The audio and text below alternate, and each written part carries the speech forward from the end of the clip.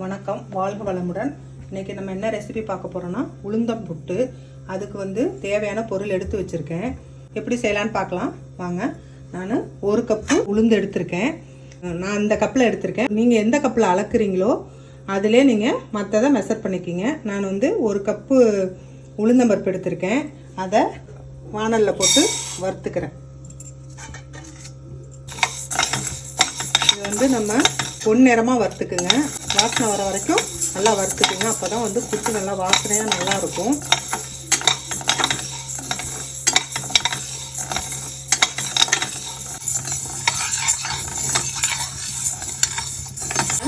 இந்த அளவுக்கு உளுந்தை நல்லா வறுத்துக்கலாம். இதை ஒரு பிளேட்டில் போட்டுக்கலாம்.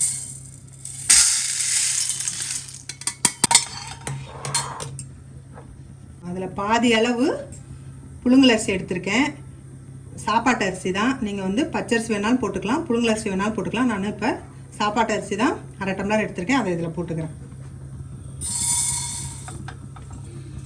இந்த அரிசியும் அதே அளவு நல்லா வறுத்துக்கலாம். அரிசி வறுக்க வறுக்க பொரியும். பொரிஞ்சோடனே நம்ம எடுத்து கொட்டிக்கலாம்.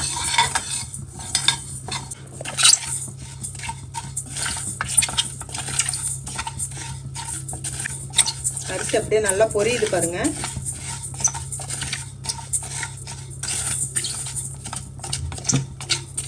இந்த அளவுக்கு அரிசி பொரிஞ்சோன்னே இதையும் எடுத்து அதே பிளேட்ல கொட்டிக்கலாம்.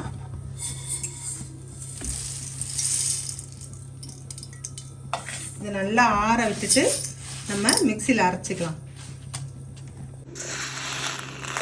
பாருங்க, நல்லா ஆறிடுச்சு. நல்லா ஆறினதுக்கு அப்புறம் நம்ம ரவை பதத்துக்கு இது குறைன்னு அரைச்சிக்கணும். நைஸாக அரைச்சிட்டிங்கன்னா களி மாரி ஆகிடும். அதனால் கொஞ்சம் ரவை பதத்துக்கு குறைன்னு அரைச்சிக்குங்க. இப்போ நான் இந்த ஜாரில் போட்டு அரைச்சிட்டு வரேன்.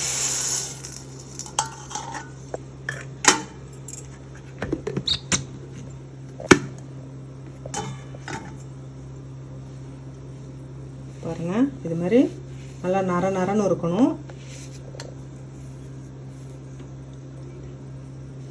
இந்த மாதிரி நம்ம அரைச்சிக்கணும். இது நான் 1 டம்ளருங்க மிக்சியில் அரைச்சிருக்கேன். நீங்கள் அளவு அதிகமாக போட்டு அரைக்கணுன்னா மிஷினில் கொடுத்து அரைச்சி ஆற வச்சு ஒரு டப்பாவில் போட்டு வச்சுக்கிட்டிங்கன்னா 1 மாதம் 2 மாதம் கூட தாங்கும். தேவைப்படுறப்ப கொஞ்சம் கொஞ்சம் எடுத்து போட்டு நம்ம புட்டு செஞ்சுக்கலாம். இப்போ நான் கொஞ்சமாக தான் செய்கிறேன், அதனால் நான் மிக்சியில் போட்டு அரைச்சிருக்கேன். இப்போ இதை ஒரு பாத்திரத்தில் கொட்டிக்கலாம்.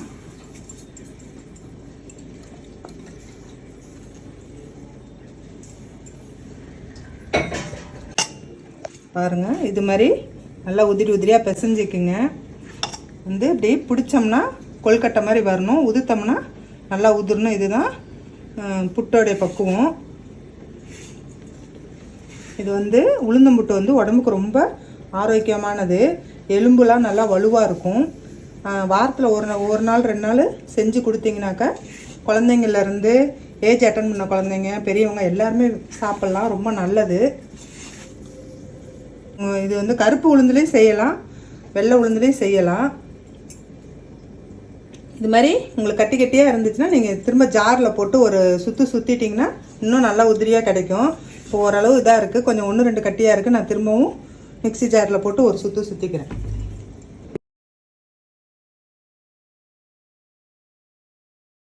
இப்போ பாருங்கள், இன்னும் நல்லா உதிரி ஆயிடுச்சு.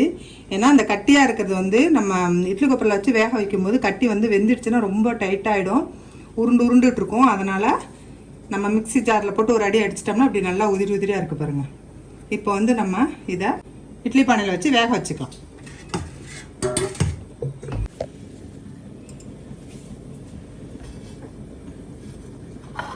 ஒரு காட்டன் வெள்ளை துணி எடுத்து நல்லா தண்ணியில் நனைச்சிட்டு புளிஞ்சிக்கிங்க. புளிஞ்சிட்டு இப்படி விரித்து போட்டுட்டு நம்ம இப்போ இந்த மிக்சியில் அடித்த உளுந்தம் புட்டை இதில் நம்ம கொட்டிடலாம்.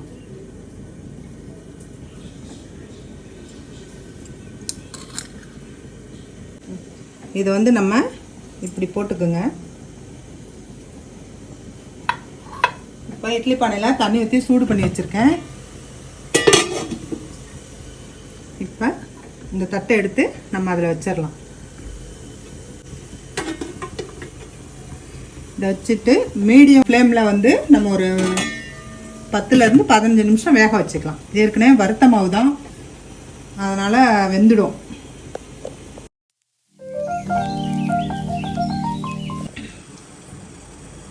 இப்போ பாருங்கள், புட்டு வெந்துருச்சான்னு பார்க்கலாம்.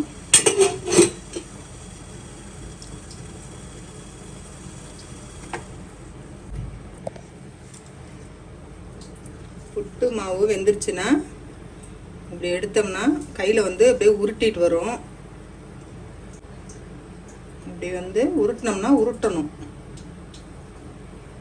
இப்படி திரியாக இருக்கணும். அப்போ தான் புட்டு வெந்துருச்சுன்னு அர்த்தம். இப்போ வந்து நம்ம எடுத்து ஒரு கிண்ணத்தில் கொட்டிக்கலாம்.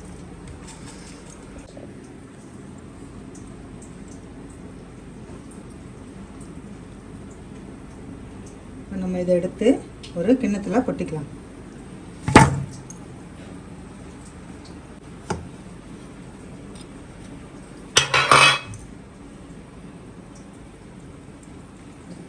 பாருங்க, இது கட்டியாக இருக்கிறதெல்லாம் அப்படியே ஒரு கரண்டியை வச்சு நல்லா கட்டியை உடச்சி விட்டுக்கலாம். நல்லா பாருங்கள், உதிரி உதிரி உதிரியாக நல்லா வெந்துருச்சு, கட்டிலாம் எதுவும் இல்லை. இப்போ வந்து ஏலக்காய் பொடி சேர்த்துக்கலாம்.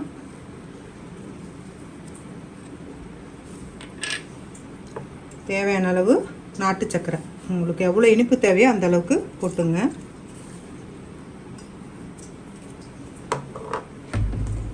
தேங்காய் துருவி வச்சுருக்கேன், அதை இதோட சேர்த்துக்கிறேன்.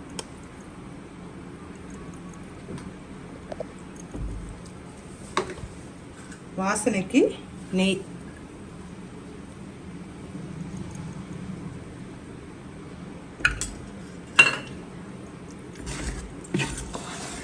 நல்ல நெய் ஊற்றிக்கலாம். புட்டுங்கிறதுனால நெய் ஊற்றினீங்கன்னா தான் டேஸ்ட்டாக இருக்கும். எல்லாம் சூட்.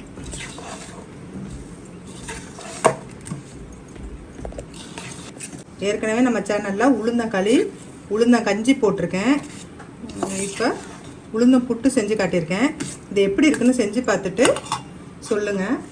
இந்த வீடியோ உங்களுக்கு பிடிச்சிருந்துச்சுன்னா லைக் பண்ணுங்கள், ஷேர் பண்ணுங்கள், கமெண்ட் பண்ணுங்கள். கவி விலாக்ஸ்க்கு சப்ஸ்கிரைப் பண்ணுங்கள். தேங்க்யூ.